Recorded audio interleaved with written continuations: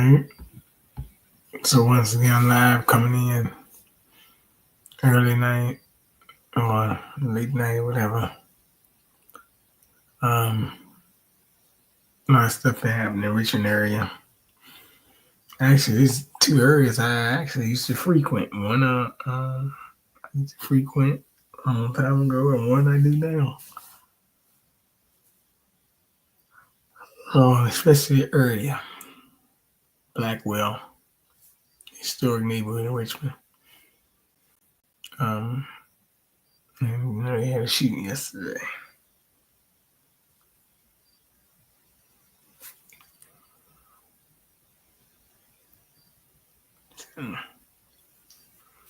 Talked to a good friend of mine about it.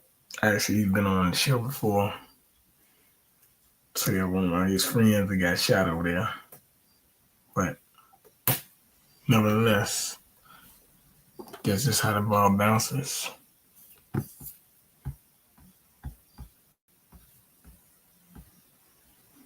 Need to do more though. Yeah, back.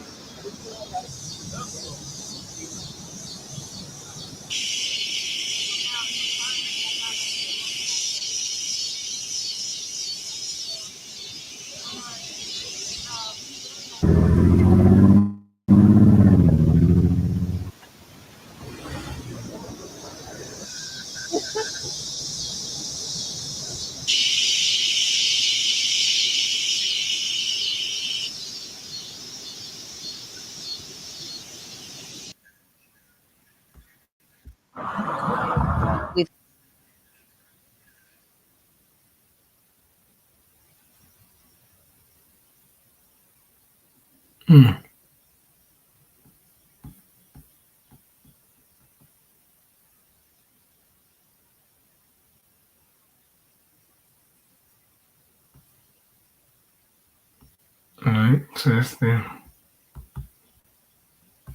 thing about this, all this stuff right here. So it was restaurant closed mental health day out of Valentine, Richmond. Cruise spot usually has good fish, so it's kind of crazy, alright? We've had proposals here. We've done a wedding in here. It's listed as a you have to go. You know, if you come to Richmond, you have to go. For 24 years. This was Browns Island, where we were featured as an official vendor. We do have a food truck. There's no shortage of seafood and soul at Croker's Spot. It means something to be able to take on a legacy of the original family and to have to hold it down and maintain that standard and that brand, and just to continue to make people feel welcome and safe. The restaurant has been a pillar of Hull Street for the last 14 years, working to spice up the Manchester neighborhood. This community is trying to build. You know, we're trying to bring the community back to life, revitalize it. But now the restaurant's historic reputation is being challenged by something outside of their control. The first thing I saw on social media was shooting at Croker's Spot, and that's not what it was. 3 people exiting the restaurant were shot around 7 p.m. Sunday night. Crime Insider sources tell us the patrons got caught in the crossfire of 2 groups shooting at each other outside on Hull Street. The 2 men and woman are expected to be okay. We have never been fearful of anything happening, and now everyone has to be on guard because we don't know what caused it, we don't know who did it, we don't know why, and so we don't know what the next step is going to be. Hungry customers were greeted Monday by locked doors and this sign saying the restaurant restaurant is closed for the day out of consideration for staff. We wanted to give them a mental health day and just say, go home and take time and regroup. A decision that didn't take her long to make. I was actually physically at the event, at the Altria. I was at that graduation. And so because I experienced that myself, I know what they felt, to hear gunshots and to see people fall into the ground or just people trying to get out of the way. It's fearful, it's scary, and we know it can happen anywhere. But for it to happen directly in front of my business, it has a different effect on me. Tuesday morning routine will return. We would have had the music playing in the background and just waiting for the guests to arrive. As the restaurant begins reinstating normalcy in the neighborhood. And I don't want them to be afraid. I want them to believe that we're going to be here. We're going to do everything we can to protect them and make sure that we have a safe and inviting work environment. And police are still investigating what led to the shooting. They're asking anyone with information to give them a call. In Richmond, I'm Maggie Marshall, CBS 6 News. Virginia, let's go live to Rob Cardwell as he anchors our back to school coverage. So that's probably what's going on in Richmond right there. Crazy stuff, isn't it? Rich from Colonial Heights High School. Rob. Good morning, Reba. Yeah, I'm here at Colonial Heights High School. It's one of the many schools across our area that will start school today. Students in Richmond, Chesterfield, Henrico, and Hanover County schools also go back to class today. By the way, in Richmond, elementary students plus 6th and 9th graders go back. In Chesterfield, grades 1st through 5th, some kindergartners in grades 6th and 9th return today. In Henrico, it's the first day of school for all students. And in Hanover, kindergarten, 1st, 6th, and 9th grade students go back to the classrooms today. Now, as I mentioned, Colonial Heights High School will have students returning for the new school year in just a couple of hours. And I'm joined this morning with the superintendent, Travis Ridley, to talk about what students and parents can expect for the new year. Good morning. How are you? Good morning. All right. So it's a brand new year and the excitement is building, but I'm sure you have the excitement as well. Yes, it's always an exciting time to see the kids come in, our returning colonials and the new colonials to us, and just an exciting time for all, getting the kids ready to learn. And every year is a brand new fun one for you, I think. Yes, every year. I can tell by your enthusiasm. Yes, every year is a brand new fun year, and looking forward to this one as my first year as superintendent. Okay, let's be serious for just a moment. One of the big concerns for a lot of parents is school safety. It's been in the news a lot.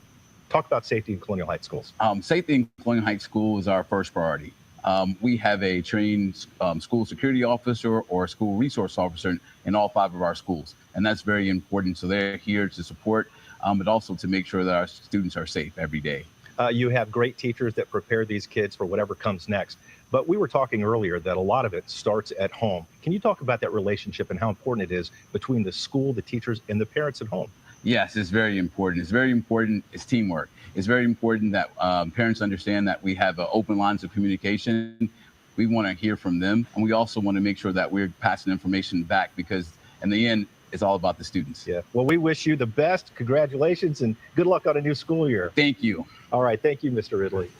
All right. Right now, we are going to send it over to our good friend, Brendan King. He's live at Fox Elementary School, where students and teachers will return for the first day after that devastating fire in 2022 that severely damaged the school. Good morning.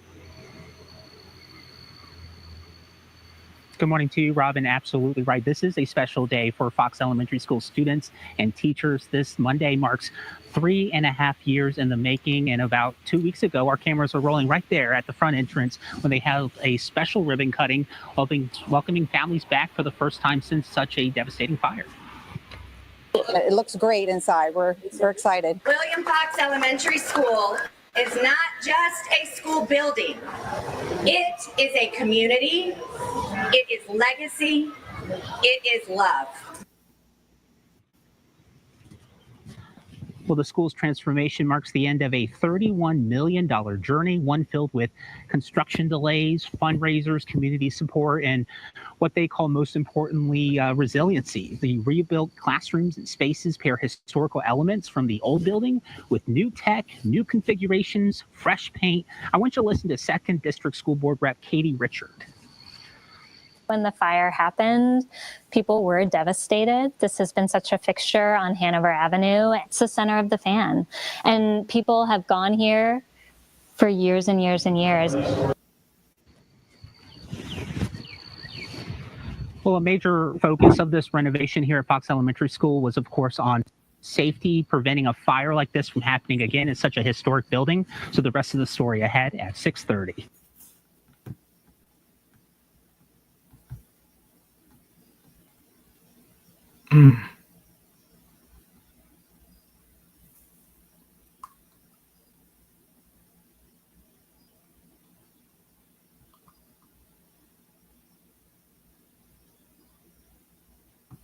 This is understanding AI psychosis.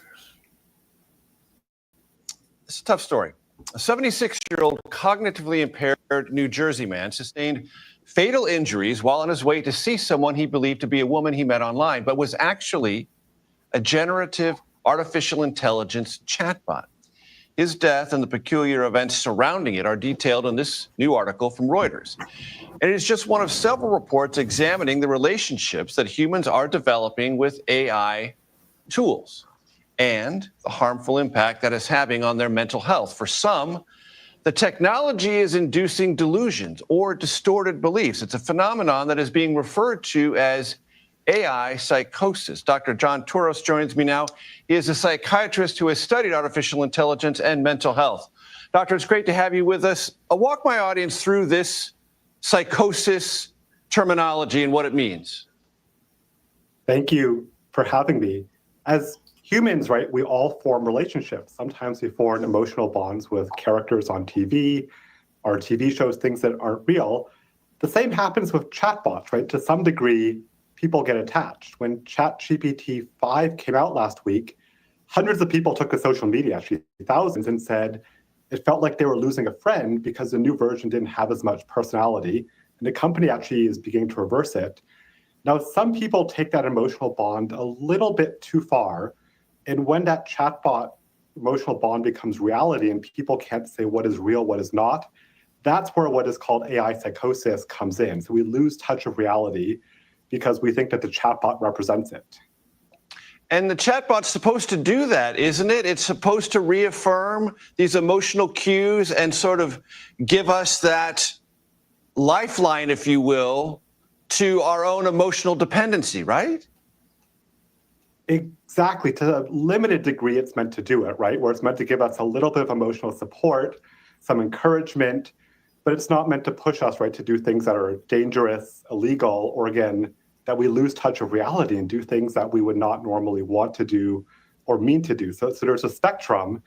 And when we say AI psychosis, these are cases that are far outside of the realm of normal. And is this something that people who are either predisposed either to addiction or to low-level delusions or distortions in their own pre-existing non-chatbot world are more vulnerable to? So we know in certain mental illnesses, say like schizophrenia, people are prone to delusions and hallucinations.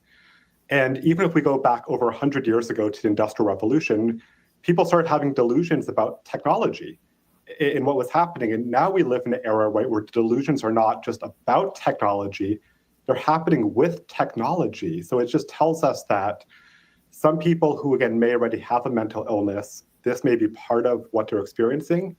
But it may also be people who are, again, at risk of developing some of these mental illnesses that cause people to lose touch with reality. It may be that, again, when you're saying an echo chamber or the chatbot reinforces things that are real or supports things or gives you encouragement that is not correct, that could, again, tip people over who are at risk of developing some of these severe mental illnesses to actually beginning to have one. And doctor, are we left to the tender mercies of the tech companies to sort this out? I mean, we have to realize there could be some advantages too. We know that when people, say with schizophrenia, hear voices, sometimes listening to music, right, technology actually can lessen those voices and help. So there is a world to some degree where some aspects of technology could help people lessen it. But I think at this point, there's so much we don't know. As you showed earlier, we're learning about what is this AI psychosis on a day-by-day basis. We're getting new information. So it's a new phenomenon that we're seeing. We're trying to understand it, but we're in the early days of it. We are in early days indeed, but you shed some important light on it for us. Dr. John Touros, I appreciate it very much. Thank you.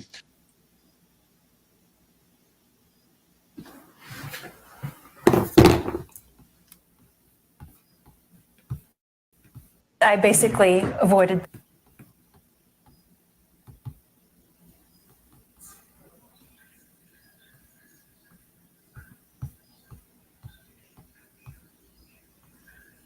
That's very interesting.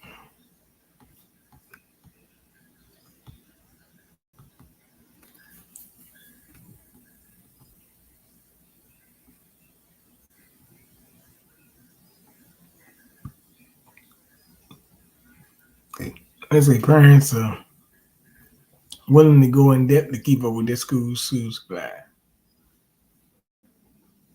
Back to school season is in full swing. And for many, that used to mean new notebooks and maybe a trip to the mall if you were lucky. But these days, some kids are showing up dressed like it's New York Fashion Week. But here's the thing. A new study shows many parents are willing to go into debt to make it happen to not disappoint their kids.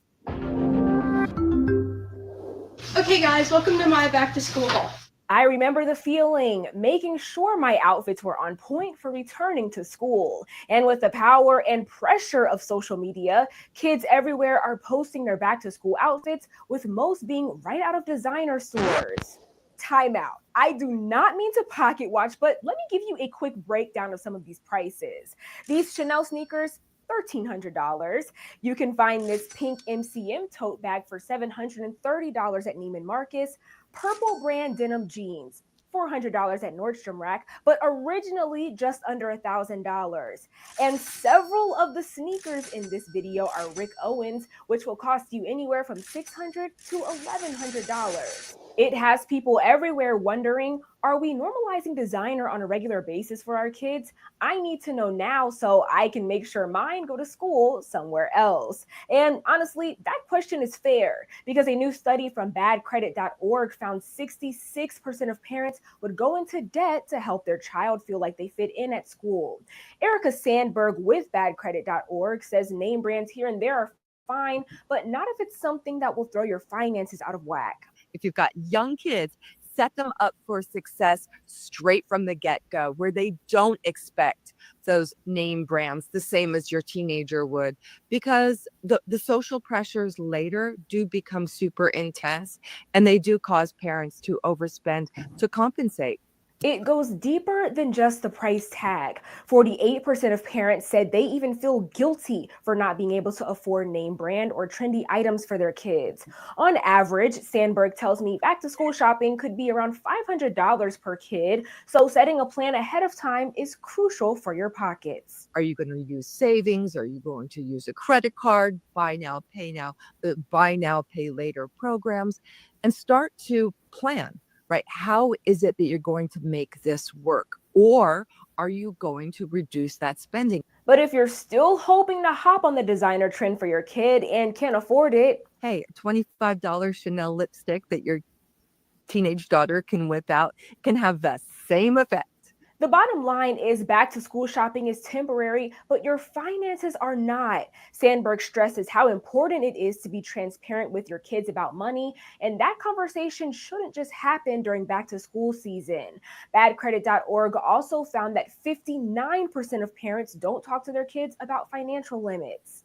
Just say, hey, listen, we all have our limits. I have a limit.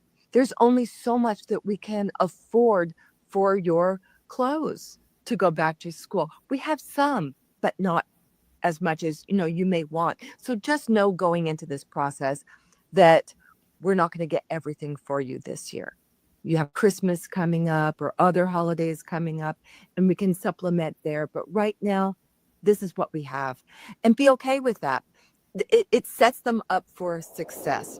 With Straight Arrow News, I'm Kennedy Felton. Download our app or visit san.com for more.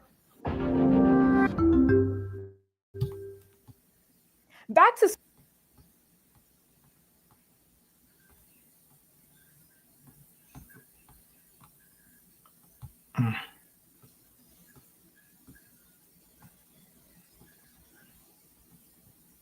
Anytime on this hurricane called Irwin. All right. Well, right now we have tropical storm watches and warnings for parts of the Bahamian Islands. Of course, the hurricane is on the right side. You'd want for it to be a lot worse on the other side of the islands, but it's at least on the better side for them. That's why they have tropical storm and not hurricane warnings there. It's going to continue its northward turn here over the next several hours and eventually weaken to a 3 and a 2, but it will be close enough to shore to cause some high surf. This is the wave model predictor, and you can see the center of it. Now, keep in mind that center is 300-400 miles away from the coast. That's where there could be 40, 50 plus foot wave heights.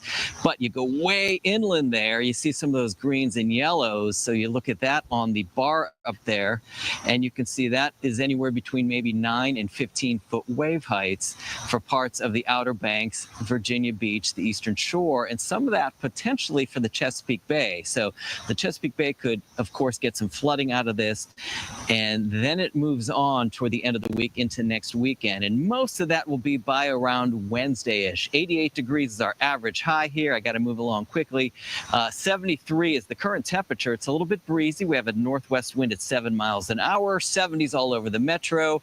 We had some rain last night into early this morning. Some heavy rain, mainly around Richmond and eastward. A couple areas had between 2 and maybe 3 and 4 inches of rain from some storms that rolled through overnight last night. Those are out of the picture. We'll have some clouds moving back in this morning with a slow-moving cold front, and that's going to bring cooler air and the chance for more showers and storms. Better chance east of town. That's where some excessive rain may be expected, especially by this afternoon. Now, we could get a few showers here in town, but you go east, and there'll be some pop-up showers and storms after 2 p.m. through the evening hours that could produce some very heavy rainfall once again. Again, some areas had some heavy rain last night, and potentially some areas could again later today and tonight. Mostly cloudy today, shower or storm here in town. Better chance will be east of town for some of those heavier areas of rain, leaving in the chance for a few showers later today and tonight as well. Temperatures, though, at least stay cool all week. Highs will just be in the 80s. This front's going to kind of stall out and keep us rather aggravated through around Wednesday. We should start to dry out a little bit better starting Thursday.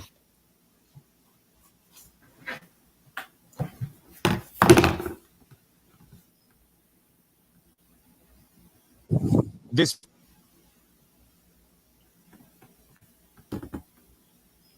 So how this hurricane is strengthened. morning, Hurricane Erin getting stronger, again becoming a Category 4 hurricane overnight. The storm moving north after a soaking weekend in the Caribbean and expected to bring with it life-threatening waves and rip currents up and down the East Coast. And while Erin crawled around Puerto Rico, the island was still slammed by strong waves and flash flooding. Puerto Rico's governor warning people about potentially treacherous conditions. So those people visiting or going to rivers on the island, we advise you not to do it. And off the coast of St. Croix, the U.S. Coast Guard says 2 men had to be rescued from rough seas. Meanwhile, NOAA hurricane hunters captured this incredible video by flying inside Erin's eerily peaceful eye.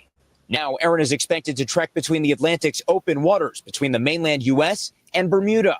And while the storm will likely stay over a couple hundred miles from the U.S., the impact on East Coast shores from those dangerous currents could still be deadly.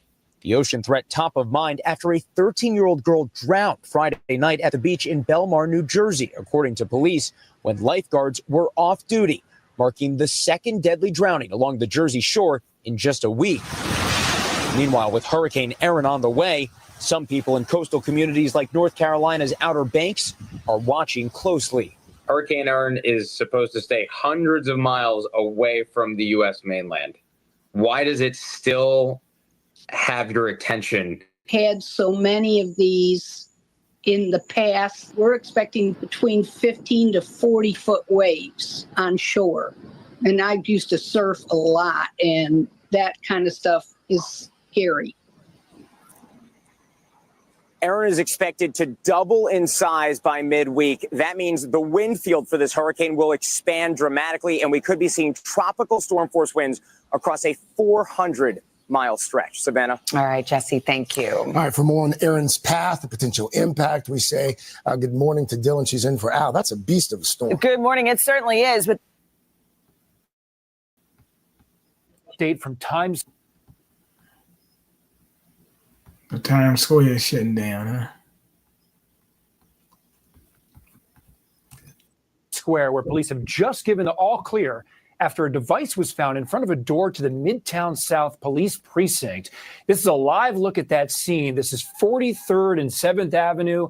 This is Broadway and 7th, where they come together there at the crossroads of the world. 2 blocks on 7th and Broadway were shut down for about an hour. But again, the police have now given the all clear after major concern for this heavily trafficked area where there's normally people packed all over the streets. And there were some concerns about a suspicious package, something that was in front of that Midtown South police substation, that precinct in front of the door. And now you can see after this scene here, police have given the all clear. So that's a bit of relief. Let's get to former NYPD Chief of Department Terry Monahan on the phone so we can see. Terry, what do you know about what was happening here and where things stand now? Okay, Adam. So what we have is an individual walked up to the front of the door and left what appeared to be a device right in front of the substation, Times Square substation, and left. They have video of him leaving the device. Immediately, the building was evacuated. Bomb squad came in. They were able to determine that it wasn't a live device. It was basically a hoax device, something that was set up to look like a bomb but was not. So that's why they were able to clear out the area. And currently, the investigation is ongoing. They have video of the individual that left the device there, and they will be looking for that individual right now. So that man who left what you're calling a hoax device there, he took off. As far as you know, is he in custody or is he still on the loose? He's still on the loose. So they have video, and the investigation currently is ongoing. Okay, but again, when they give that all clear, that means that the NYPD is telling the public there's nothing to be concerned about in the area. Is that correct? That's correct. It wasn't a device. It was never anything dangerous. Everything was shut down just for precautionary while the bomb squad checked the device to make sure that it wasn't anything that could be dangerous. We're talking to former NYPD Chief of Department Terry Monahan. Of course, you've been a part of so many high-profile investigations during your tenure there. Anytime something like this happens in that location, you take it seriously. But I'd imagine, especially now, these volatile political times as well. Absolutely. Listen, you can't take anything for granted. Someone just leaves something in front of a police substation door like that. You have to make the original assumption that it is something dangerous. You clear out the area as quickly as possible.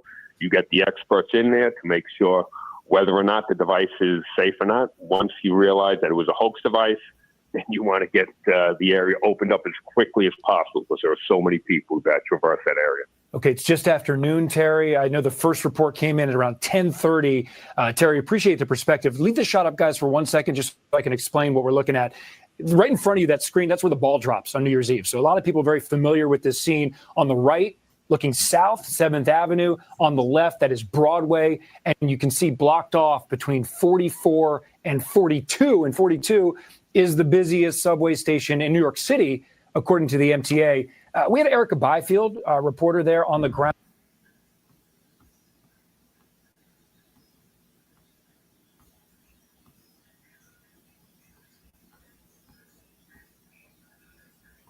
Yeah, I mean, shoot. A lot of stuff going on. I have to cover another one tomorrow. This is, I need to cover a lot more. I had a call I had to take, whatever. And one of my partners, his people died, so yeah, I gotta talk to him about this stuff. So I'll come on and talk about it tomorrow. Chak and Frank didn't make it yet, but yeah, I'll talk to them about it, and then we do it again tomorrow. So take your time, everybody. Have a good night.